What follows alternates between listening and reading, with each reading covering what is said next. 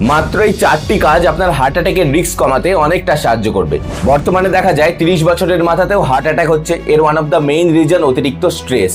তাই এই ছোট ছোট 4টি উপায় স্ট্রেস কমিয়ে কিছুটা হলেও হার্ট অ্যাটাকের রিস্ক কমাতে সাহায্য করে। 1 নম্বর হলো সকালে ঘুম থেকে উঠেই 5 থেকে 10 মিনিটের জন্য ডিপ ব্রিদিং এক্সারসাইজ করুন। যেহেতু সকালে ঘুম থেকে ওঠার পরে আমাদের শরীরে কর্টিসল বা স্ট্রেস হরমোনের পরিমাণ অনেক বেশি থাকে, এই ডিপ ব্রিদিং এক্সারসাইজ সেই কর্টিসল বা স্ট্রেস হরমোনকে অনেকটা কমাতে সাহায্য করে।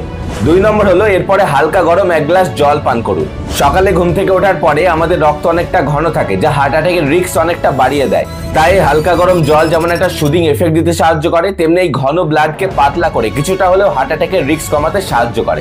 3 নম্বর হলো সারা দিনে প্রতি 1-2 ঘন্টা অন্তর অন্তর ব্রিস্ক ওয়াক করুন বা অল্প পরিমাণে হাঁটুন। আর 4 নম্বর হলো রাতে যখন ঘুমাতে যাবেন একবার সারা শরীরটাকে স্ট্রেচিং করে নিন। তারপরে ঘুমানোর আগে আরেকবার ডিপ ব্রিদিং এক্সারসাইজটা 5 থেকে 10 মিনিটের জন্য করে তারপরে ঘুমাতে যান।